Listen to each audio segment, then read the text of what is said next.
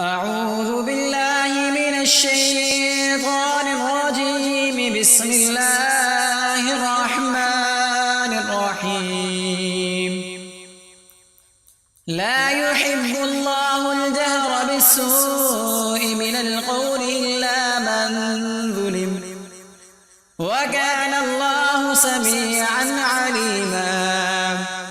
إن تبدوا خيرا أو تخفوا أو تعفوا عن سوء فإن الله كان عفوا قديرا. إن الذين يكفرون بالله ورسله ويريدون أن يفرقوا بين الله ورسله ويقولون نؤمن ببعض ونكفر ببعض ويريدون أن يتخذوا بين ذلك سبيلا. أولئك هم الكافرون حقا، وأعتدنا للكافرين عذابا مهينا. والذين آمنوا بالله ورسله ولم يفرقوا بين أحد منهم أولئك سوف يؤتيهم أجورهم، وكان الله غفورا رحيما. يسألك أهل الكتاب أن تنزل عليهم كتابا من السماء فقد سألوا موسى أكبر من ذلك فقالوا أرنا الله جهرة فأخذتهم الصاعقة بظلمهم ثم اتخذوا العجل من بعد ما جاءتهم البينات فعفونا عن ذلك وآتينا موسى سلطانا مبينا. ورفعنا فوقهم الطور بميثاقهم وقلنا لهم ادخلوا الباب سجدا وقلنا لهم لا تعدوا في السبت فأخذنا منهم ميثاقا غليظا. فبما نقضهم ميثاقهم وكفرهم بآيات الله وقتلهم الأنبياء بغير حق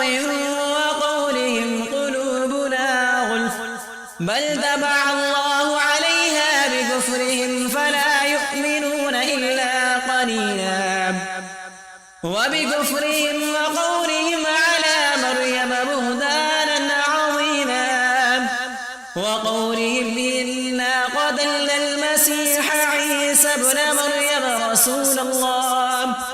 وما قتلوه وما صلبوه ولكن شبه لهم وإن الذين اختلفوا فيه لفي شك منه ما لهم به من علم إلا اتباع الظن وما قتلوه يقينا بل رفعه الله إليه وكان الله عزيزا حكيما. وإن من أهل الكتاب إلا ليؤمنن به قبل موته ويوم القيامة يكون عليهم شهيدا. فبظلم من الذين هادوا حرمنا عليهم طيبات أحلت لهم وبصدهم عن سبيل الله كثيرا وأخذهم الربا وقد نهوا عنه وأكلهم أموال الناس بالباطل وأعتدنا للكافرين منهم عذابا أليما. لكن الراسخون في العلم منهم والمؤمنون يؤمنون بما أنزل إليك وما أنزل وما أنزل من قبلك والمقيمين الصلاة والمؤتون الزكاة والمؤمنون بالله واليوم الآخر أولئك سنؤتيهم أجرا عظيما إنا أوحينا إليك كما أوحينا إلى نوح والنبيين من بعده وأوحينا إلى إبراهيم وإسماعيل وإسحاق ويعقوب والأسباط وعيسى وأيوب ويونس وهارون وسليمان وآتينا داود زبورا ورسلا قد قصصناهم عليك من قبل ورسلا لم نقصصهم عليك وكلم الله موسى تكليما رسلا مبشرين ومنذرين لئلا يكون للناس على الله حجة بعد الرسل وكان الله عزيزا حكيما لكن الله يشهد بما أنزل إليك أنزله بعلمه والملائكة يشهدون وكفى بالله شهيدا إن الذين كفروا وصدوا عن سبيل الله قد ضلوا ضلالا بعيدا إن الذين كفروا وظلموا لم يكن الله ليغفر لهم ولا ليهديهم طريقا إلا طريق جهنم خالدين فيها أبدا وكان ذلك على الله يسيرا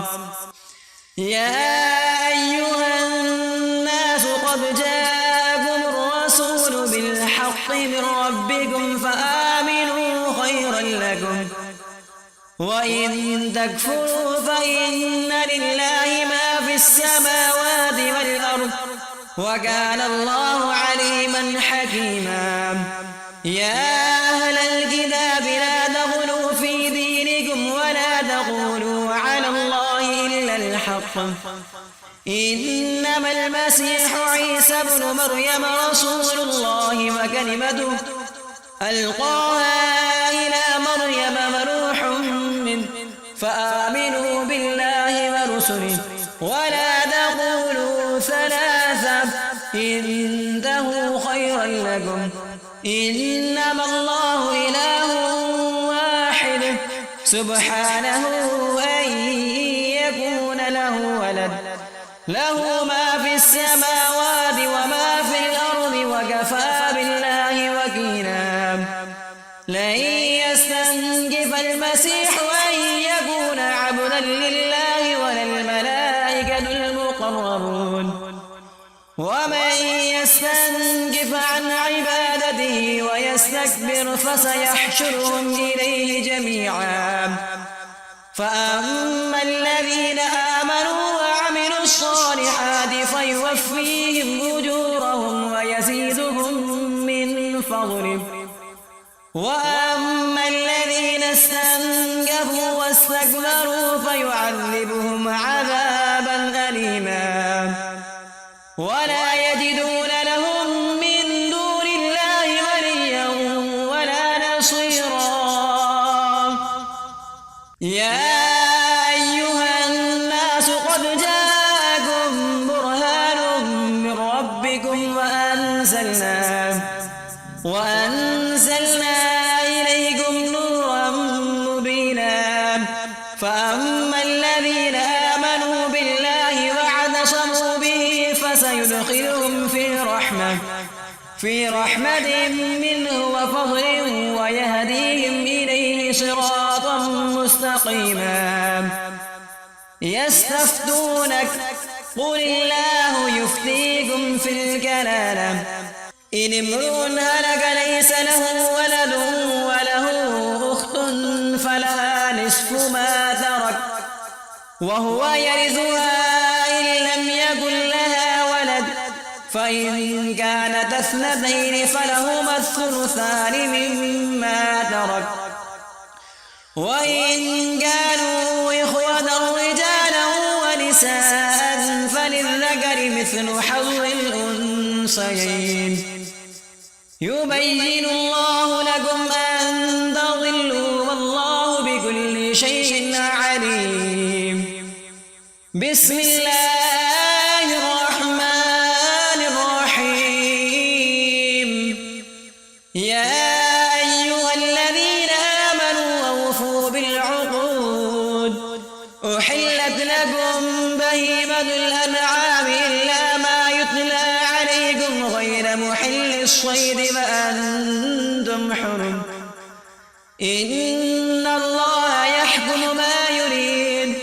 يا أيها الذين آمنوا لا تحلوا شعائر الله ولا الشهر الحرام ولا الهدي ولا القلائد ولا آمين البيت الحرام يبتغون فضلا من ربهم ورضوانا وإذا حللتم فاصطادوا ولا يجرمنكم شنآن قوم أن صدوكم عن المسجد الحرام أن تعتدوا وتعاونوا على البر والتقوى ولا تعاونوا على الإثم والعدوان واتقوا الله إن الله شديد العقاب. حرمت عليكم الميتة والدم ولحم الخنزير وما أهل لغير الله به والمنخنقة والموقوذة والمتردية والنطيحة وما أكل السبع إلا ما ذكيتم وما ذبح على النصب وأن تستقسموا بالأزلام ذلكم فسق. اليوم يئس الذين كفروا من دينكم فلا تخشوهم واخشون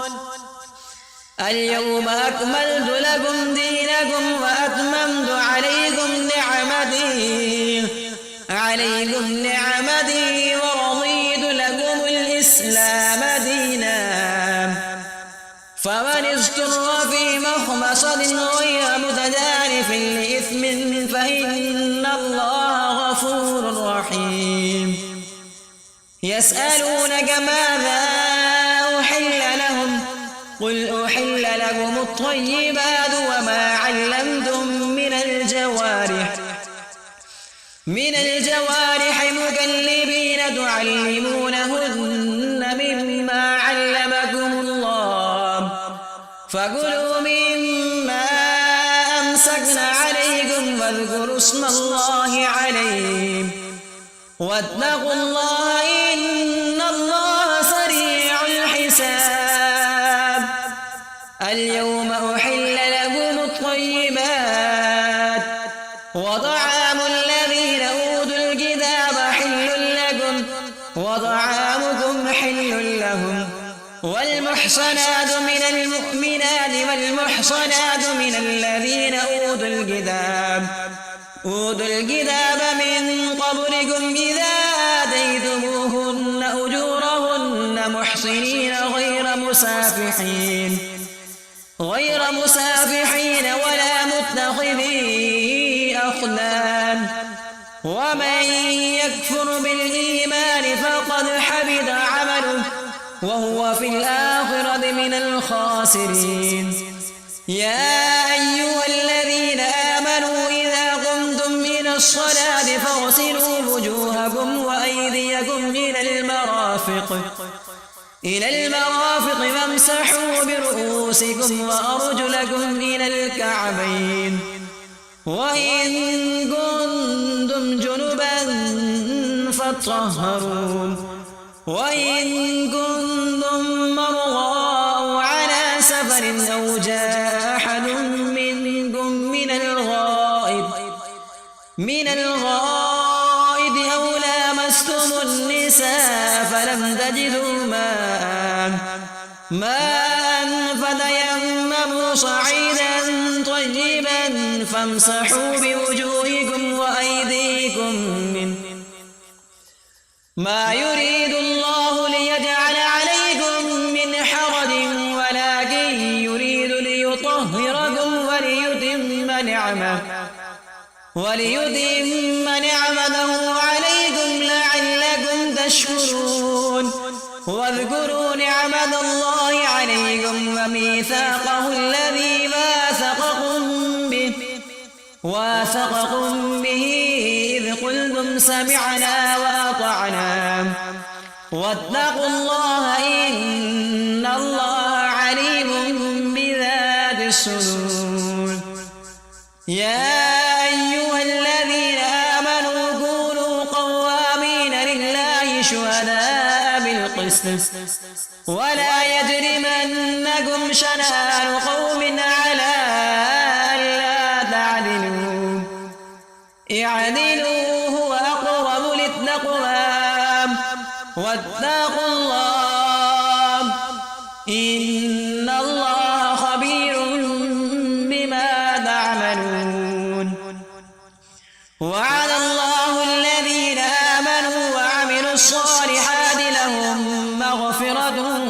وأجر عظيم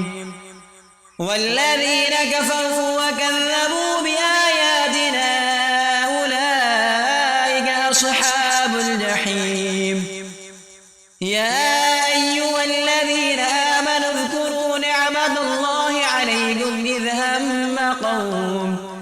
إذ هم قوم أن يبسطوا إليكم أيديهم فكف أيديهم عنكم واتقوا الله وعلى الله فليتوكل المؤمنون. ولقد أخذ الله ميثاق بني إسرائيل وبعثنا منهم 12 نقيبا وقال الله إني لئن أقمتم الصلاة وآتيتم الزكاة وآمنتم برسلي وعزرتموهم وأقرضتم الله قرضا حسنا لأكفرن عنكم سيئاتكم ولأدخلنكم جنات تجري من تحتها الأنهار فمن كفر بعد ذلك منكم فقد ضل سواء السبيل.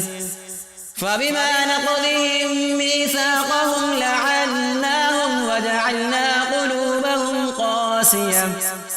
يحرفون الكلم عن مواضعه ونسوا حظا مما ذكروا به ولا تزال تطلع على خائنة منهم إلا قليلا منهم فاعف عنهم واصفح إن الله يحب المحسنين. ومن الذين قالوا إنا نصارى أخذنا ميثاقهم فنسوا حظا مما ذكروا به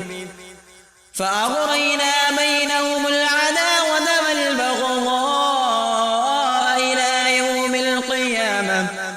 وسوف ينبئهم الله بما كانوا يصنعون.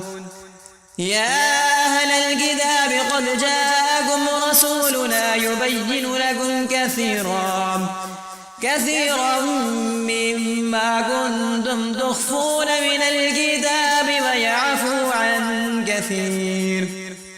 قد جاءكم من الله نور وكتاب مبين يهدي به الله من اتبع رضوانه سبل السلام ويخرجهم من الظلمات إلى النور بإذنه ويهديهم إلى صراط مستقيم. لقد كفر الذين قالوا إن الله هو المسيح ابن مريم قل فمن يملك من الله شيئا إن أراد أن يهلك المسيح ابن مريم وأمه ومن في الأرض جميعا ولله ملك السماوات والأرض وما بينهما يخلق ما يشاء والله على كل شيء قدير. وقالت اليهود والنصارى نحن أبناء الله وأحباؤه قل فلم يعذبكم بذنوبكم بل أنتم بشر ممن خلق يغفر لمن يشاء ويعذب من يشاء ولله ملك السماوات والأرض وما بينهما وإليه المصير. يا أهل الكتاب قد جاءكم رسولنا يبين لكم على فترة من الرسل أن تقولوا ما جاءنا من بشير ولا نذير فقد جاءكم بشير ونذير والله على كل شيء قدير. وإذ قال موسى لقومه يا قوم اذكروا نعمة الله عليكم إذ جعل فيكم أنبياء وجعلكم ملوكا وآتاكم ما لم يؤت أحدا من العالمين. يا قوم ادخلوا الأرض المقدسة التي كتب الله لكم ولا ترتدوا على أدباركم فتنقلبوا خاسرين. قالوا يا موسى إن فيها قوما جبارين وإنا لن ندخلها حتى يخرجوا منها فإن يخرجوا منها فإنا داخلون.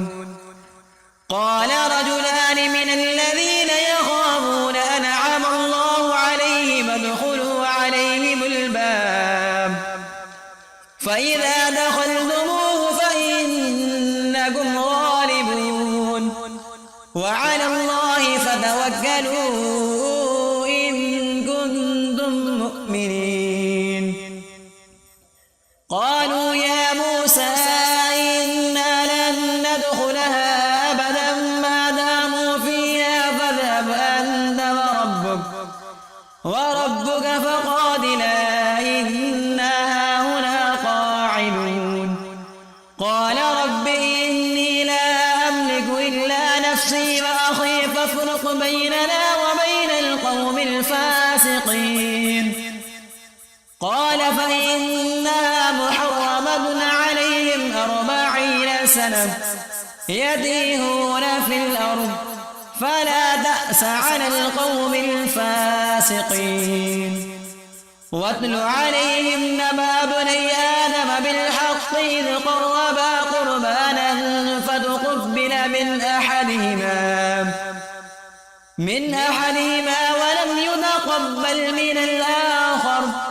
قال لأقتلنك قال إنما يتقبل الله من المتقين. لئن بسطت إلي يدك لتقتلني ما أنا بباسط يدي إليك لأقتلك إني أخاف الله رب العالمين. إني أريد أن تبوء بإثمي وإثمك فتكون من أصحاب النار وذلك جزاء الظالمين. فطوعت له نفسه قتل أخيه فقتله فأصبح من الخاسرين. فبعث الله غرابا يبحث في الأرض ليريه يواري سوءة أخيه قال يا ويلتى أعجزت أن أكون مثل هذا الغراب فأواري سوءة أخيه فأصبح من النادمين. من أجل ذلك كتبنا على بني إسرائيل أنه من قتل نفسا بغير نفس أو فساد في الأرض فكأنما قتل الناس جميعا ومن أحياها فكأنما أحيا الناس جميعا. ولقد جاءتهم رسلنا بالبينات ثم إن كثيرا منهم بعد ذلك في الأرض لمسرفون. إنما جزاء الذين يحاربون الله ورسوله ويسعون في الأرض فسادا أن يقتلوا أو يصلبوا أو تقطع أيديهم وأرجلهم من خلاف أو ينفوا من الأرض ذلك لهم خزي في الدنيا ولهم في الآخرة عذاب عظيم. إلا الذين تابوا من قبل أن نقدروا عليهم فاعلموا أن الله غفور رحيم. يا أيها الذين آمنوا اتقوا الله وابتغوا إليه الوسيلة وجاهدوا في سبيله لعلكم تفلحون. إن الذين كفروا لو أن لهم ما في الأرض جميعا ومثله معه ليفتدوا به من عذاب يوم القيامة ما تقبل منهم ولهم عذاب أليم. يريدون أن يخرجوا من النار وما هم بخارجين منها ولهم عذاب مقيم. والسارق والسارقة فاقطعوا أيديهما جزاء بما كسبا نكالا من الله والله عزيز حكيم. فمن تاب من بعد ظلمه وأصلح فإن الله يتوب عليه إن الله غفور رحيم. ألم تعلم أن الله له ملك السماوات والأرض يعذب من يشاء ويغفر لمن يشاء والله على كل شيء قدير. يا أيها الرسول لا يحزنك الذين يسارعون في الكفر من الذين قالوا آمنا بأفواههم ولم تؤمن قلوبهم ومن الذين هادوا سماعون للكذب سماعون لقوم آخرين لم يأتوك يحرفون الكلم من بعد مواضعه يقولون إن أوتيتم هذا فخذوه وإن لم تؤتوه فاحذروا ومن يرد الله فتنته فلن تملك له من الله شيئا. أولئك الذين لم يرد الله أن يطهر قلوبهم لهم في الدنيا خزي ولهم في الآخرة عذاب عظيم. سماعون للكذب أكالون للسحت فإن جاءوك فاحكم بينهم أو أعرض عنهم وإن تعرض عنهم فلن يضروك شيئا وإن حكمت فاحكم بينهم بالقسط إن الله يحب المقسطين وكيف يحكمونك وعندهم التوراة فيها حكم الله ثم يتولون من بعد ذلك وما أولئك بالمؤمنين إنا أنزلنا التوراة فيها هدى ونور يحكم بها النبيون الذين أسلموا للذين هادوا والربانيون والأحبار بما استحفظوا من كتاب الله وكانوا عليه شهداء فلا تخشوا الناس واخشوني ولا تشتروا بآياتي ثمنا قليلا ومن لم يحكم بما أنزل الله فأولئك هم الكافرون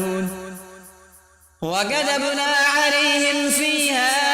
أن النفس بالنفس والعين بالعين والأنف بالأنف والأذن بالأذن والسن بالسن والجروح قصاص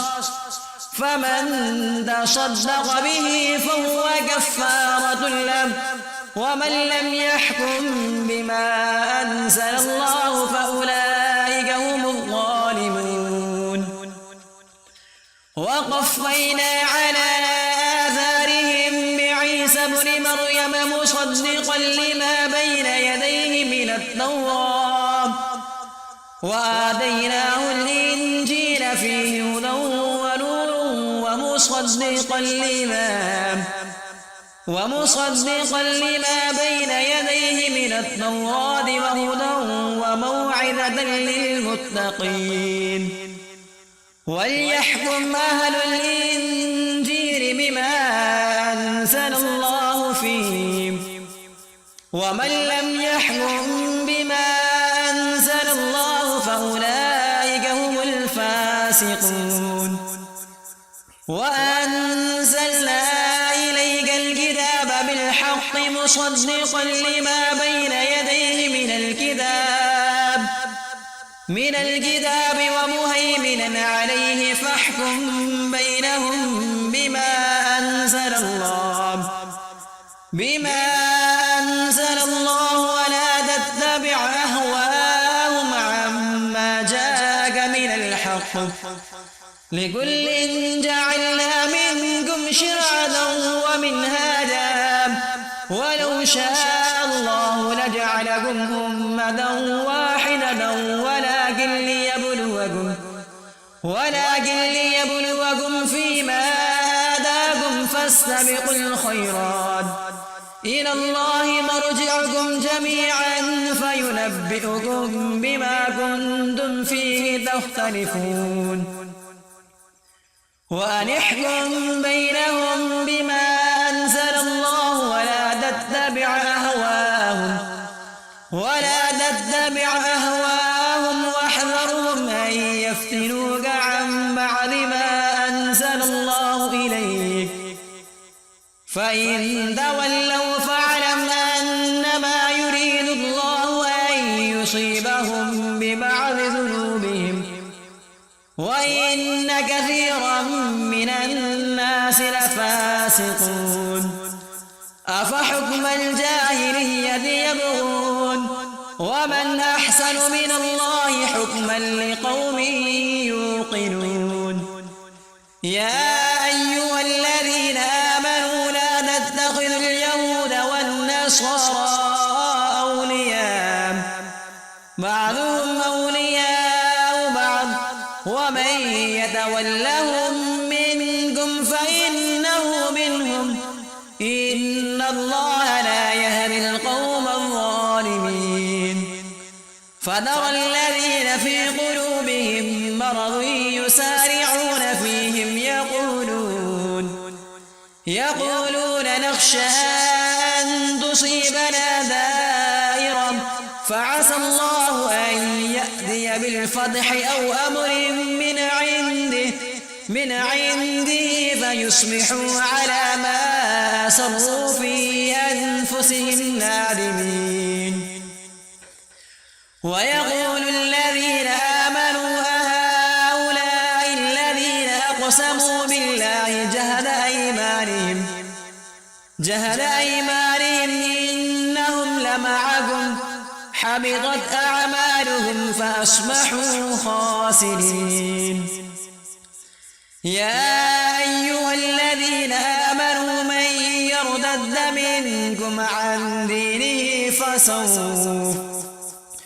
فسوف يأتي الله بقوم يحبهم ويحبونه أذلة على المؤمنين أعزة على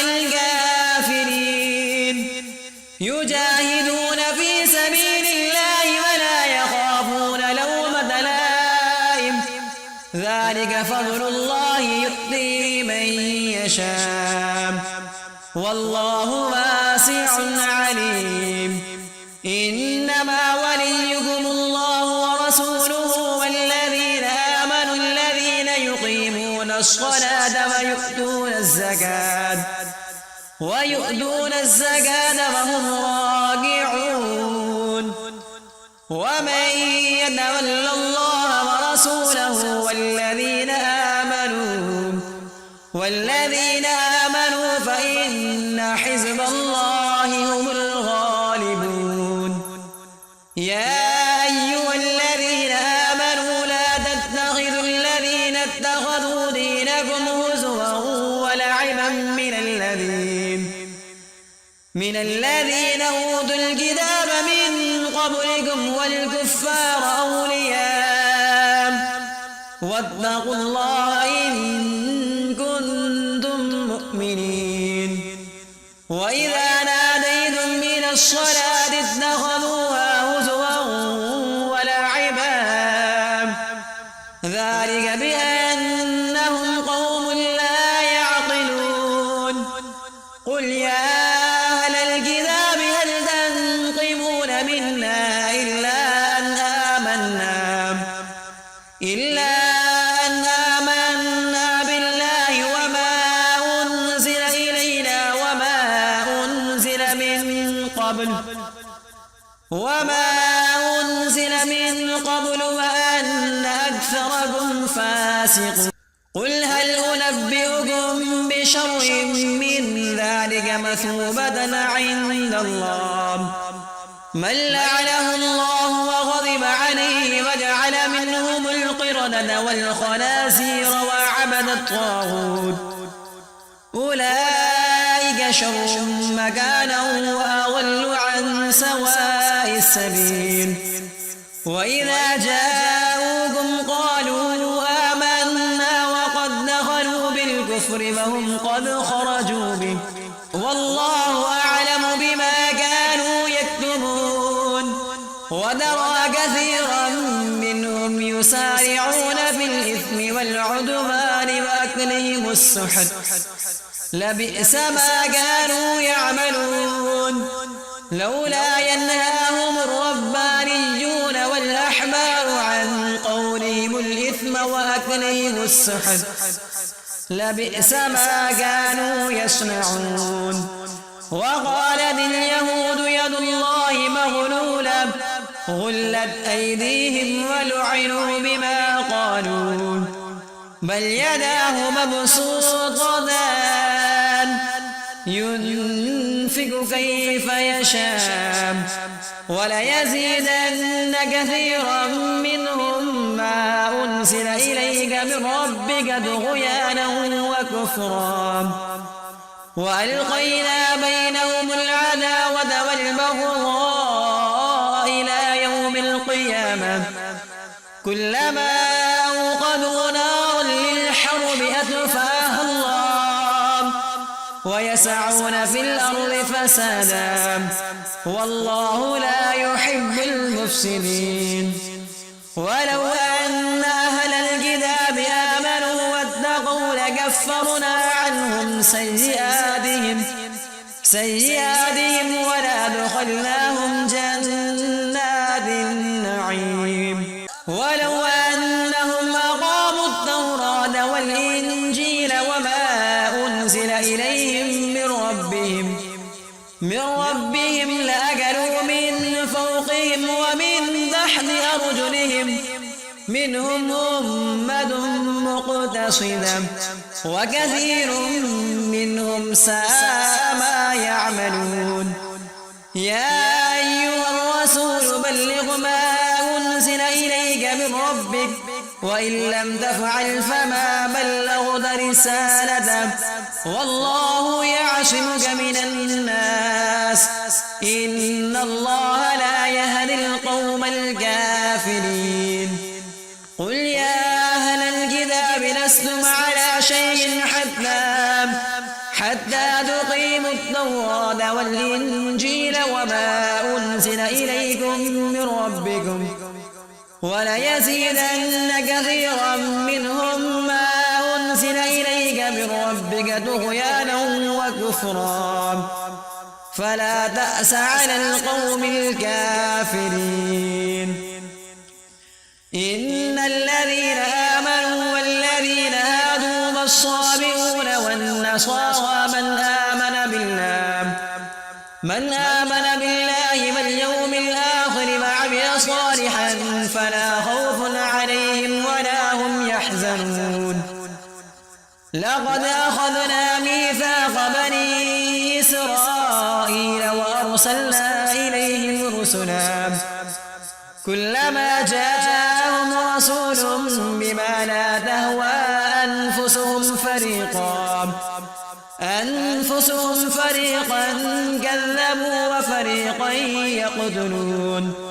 وحسبوا ألا تكون فتنة فعموا وصموا ثم تاب الله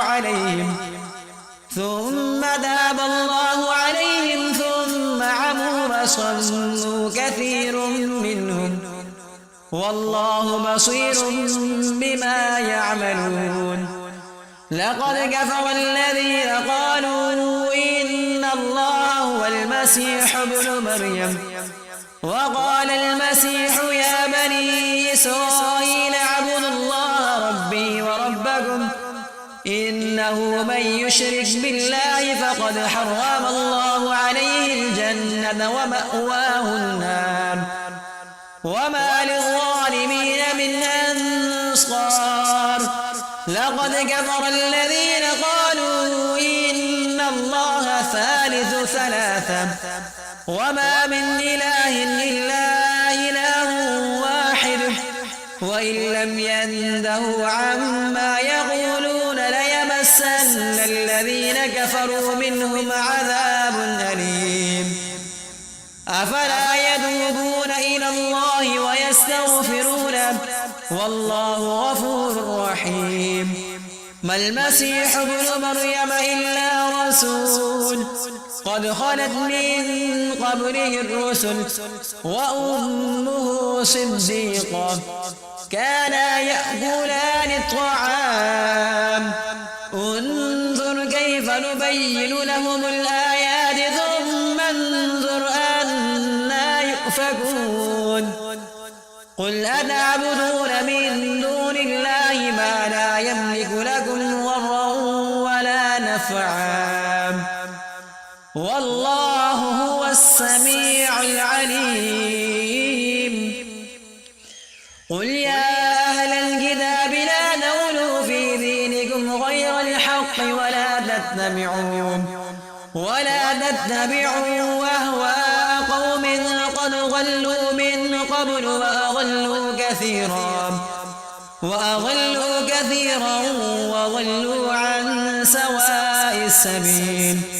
لعن الذين كفروا من بني إسرائيل على لسان داود وعيسى بن مريم ذلك بما عصوا وكانوا يعتدون كانوا لا يتناهون عن منكر فعلوه لبئس ما كانوا يفعلون ترى كثيرا يتولون الذين كفروا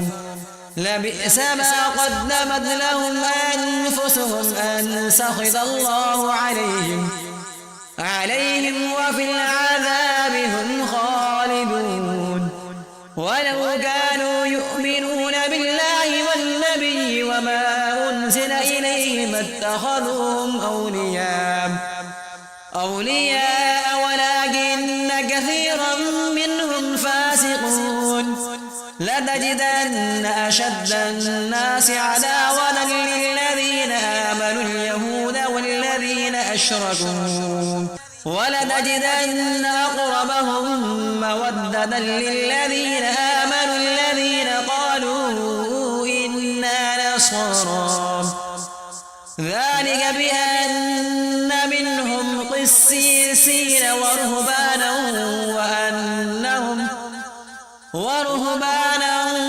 وأنهم لا يستكبرون. صدق الله.